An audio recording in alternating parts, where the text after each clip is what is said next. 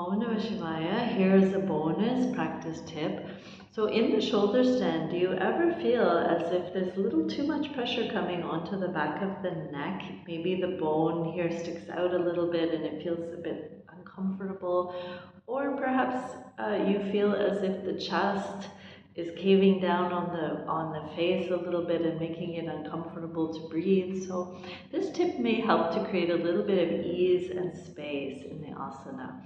So what you can do is take a folded blanket, and I would say it could be about 2 or 3 yoga mats width, or perhaps even a little bit wider than that, maybe up to about an inch or 3/4 of an inch, and place that on the mat. So that folded mat would be going from the shoulders down, so that all of the arm is on that mat, the elbow is on that mat, the shoulders on that mat, but your head is off the mat, so that your head is just slightly lower than your shoulders.